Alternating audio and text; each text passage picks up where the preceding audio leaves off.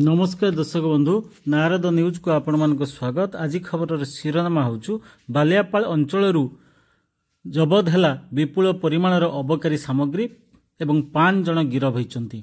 बालेश्वर जिला स्पेशल अबकारी फोर्सर चढ़ऊ बालियापाल अंचल विभिन्न गाँव थिबा देशी और विदेशी चोरा मद दुकान उपरे चढ़ऊ करिसंती अबकारी स्पेशल टीम एवं विभिन्न अंचल 5 जन को गिरफ करने सहित विपुल परिमाणर अबकारी सामग्री जबत करिसंती एवं एही गिरफ भितरे 3 जन महिला एवं 2 जन पुरुष सामिल थिला बेले बालेश्वर स्पेशल अबकारी टीम एवं बालियापाल अबकारी टीम रो 8 जनिया सदस्य एही चढ़ऊ रे सामिल थिले एवं विभिन्न अंचल बालियापाल ब्लॉक रो विभिन्न गाँव रे थिबा चोरा देशी एवं विदेशी मद दुकान उपरे चढ़ऊ करिसंती एवं सेमानंको गिरफ करिवारे सक्षम होइचंती। ए नै एक प्रेस विज्ञप्ति रे बालेश्वर स्पेशल अबकारी टीम रो आईआईसी गणमाध्यम को सूचना दैचंती।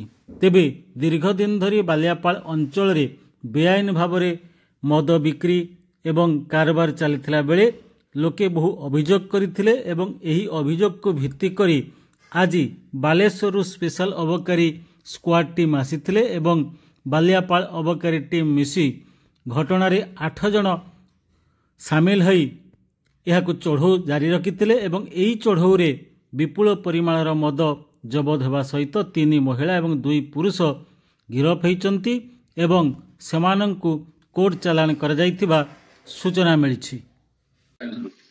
मु Shri Harihar Singh IIC district mobile unit Baleshwar. Sir जो आपण जे चोर को धरिचंती केते जन टीम जाइतले आपण कोन से जगह से आज सकाळु मोर मोबाइल यूनिट एवं बालियापाल वाइसिंग को तांकर टीम दुजन मिसी जॉइंट आमे बालियापाल ब्लॉक एरिया रे हम चोर करथिलु। ई चोर टीम रे हमर प्राय 8-9 जन थिलु चोर टीम रे सामिल थिलु।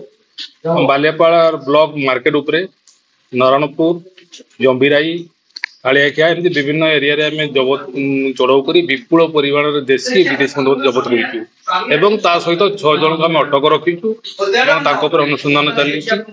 हमें या अनुसंधान सरला परे हम संध्याळ को अदालत रे हाजर करियो। जेमन से केबेटु व्यवसाय करथले अपन केमति खबर पाइले एमान को ना रे विभिन्न जगह कंप्लेन थिला आगरु एवं आगरु अंक ना रे बदे क्रिमिनल एक्टिविटी अछि केस आगरु हेछि तापरे आमे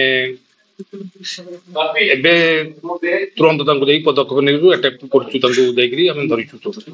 सर अनुमानिक केते टंकार मद हो जना अनुमानिक प्राय 1.5 टंकार मद होई समस्त। सर पुरुष केते महिला केते? पुरुष 2 जन थी महिला 4 जन गोटक रखाई।